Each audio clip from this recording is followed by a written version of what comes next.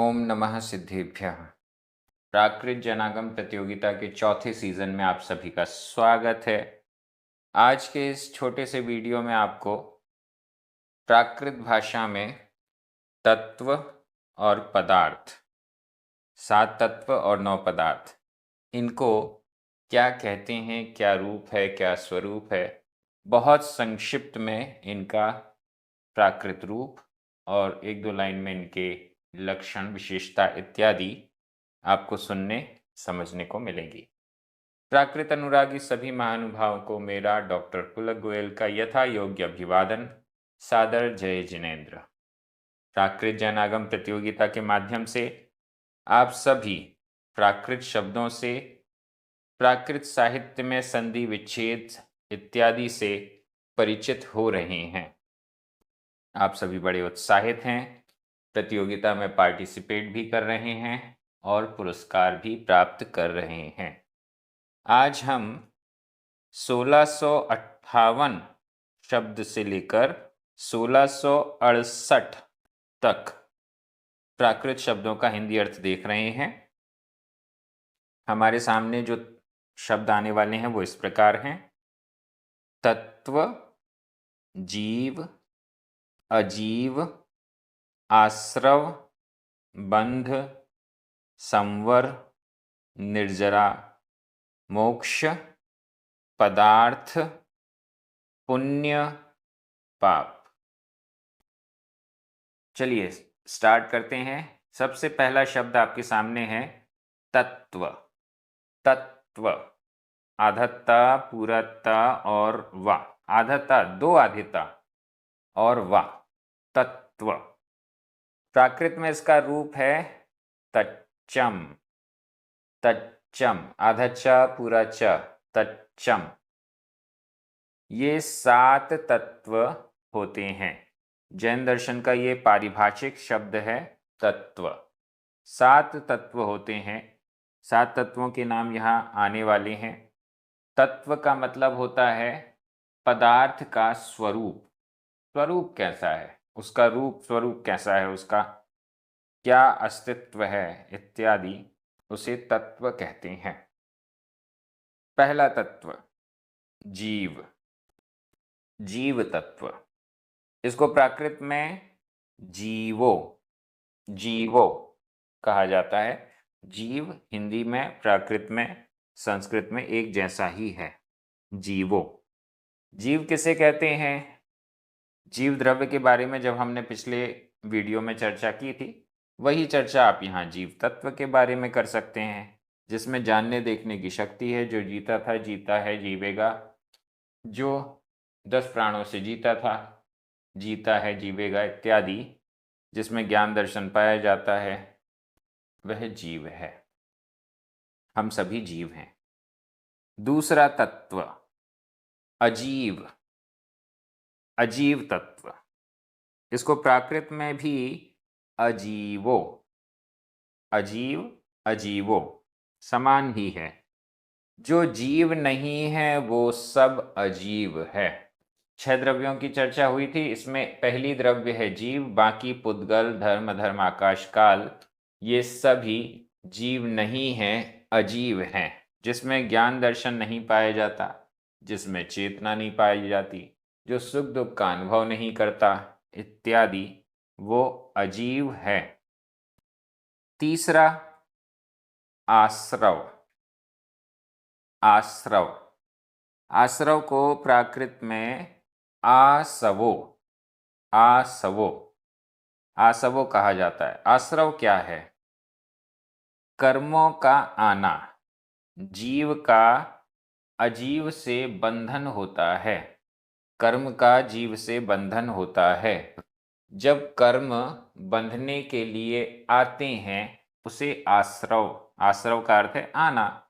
जब कर्म जीव से बंधने के लिए आते हैं, अट्रैक्ट होते हैं, आकर्षित होते हैं, कार्मण वर्गणा रूप परिणमित करते हैं, तो वह आश्रव कहलाता है। आश्रव का अर्थ कर्मों के आने का द्वार भी है।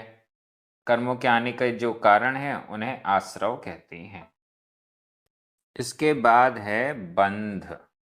बंध तत्व। बंध तत्व को प्राकृत में बंधो। बंधो। बंध का क्या मतलब है? जीव का, आत्मा का कर्म के साथ एकमेक संबंध हो जाना बंध कहलाता है। बंध का मतलब है बंधन या बंधना। ऐसे बंध हो जाता है कि हम कर्म को और आत्मा को अलग अलग नहीं समझते।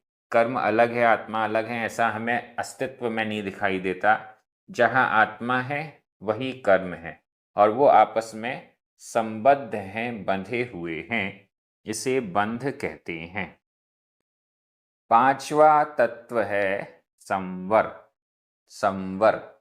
संवर को प्राकृत में संवरो। संवर को संवरो, एक ही रूप है, संवर कहते हैं। अब ये जो संवर है आश्रव का उल्टा है। आश्रव का मतलब था कर्मों का आना। संवर का मतलब है कर्मों का रुकना। जिन जिन कारणों से कर्मों का आना हो रहा था उन उन कारणों को हटा दिया गया तो वह संवर हो गया। कर्मों का आना, रुक जाना, यह संवर कहलाता है। छठवां तत्व है निर्जरा। निर्जरा। इसको प्राकृत में कहते हैं णिज्जरा। णिज्जरा, आधा ज पूरा ज। णिज्जरा। निर्जरा। कर्मों का आत्मा से जो बंधन है उसका धीरे धीरे एक देश रूप से झड़ना, नष्ट होना, हटते जाना। अनंत कर्म बंधे हुए हैं, वो अपना फल देते हैं और झड़ते जाते हैं, हटते जाते हैं। उनका जो बंध हमारे साथ, आत्मा के साथ है, वो खुलता जाता है, टूटता जाता है। इस एक देश रूप से कर्मों के झड़ने को निर्जरा कहते हैं। अगला सातवां तत्व है मोक्ष। मोक्ष। और इसको प्राकृत में कहा गया है मोक्षो। मोक्षो, आधा का और ख, मोक्षो। मोक्ष का मतलब है पूरे कर्मों का आत्मा से अलग हो जाना। एक भी कर्म आत्मा से बंधा हुआ नहीं है, उस अवस्था को मोक्ष कहते हैं।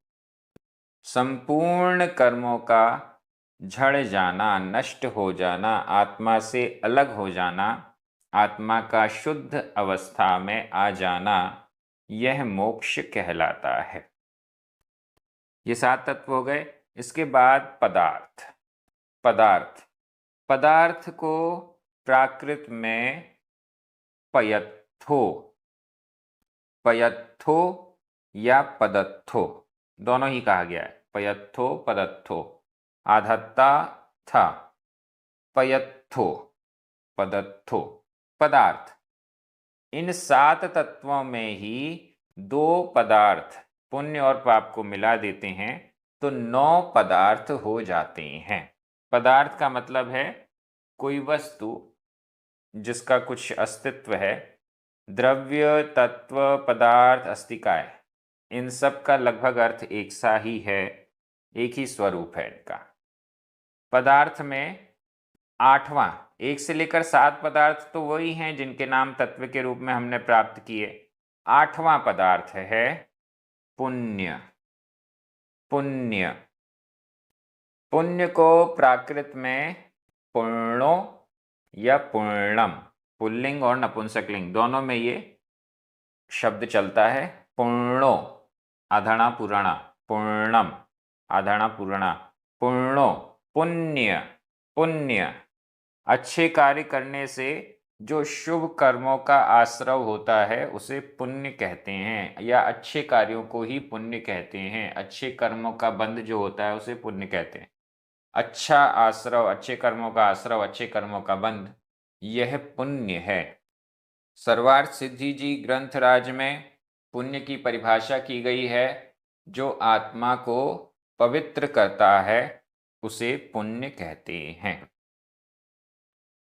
9वां पदार्थ पाप। पाप। पाप को प्राकृत में पावो या पावम ये भी पुल्लिंग और नपुंसक लिंग दोनों में उपयोग में आता है।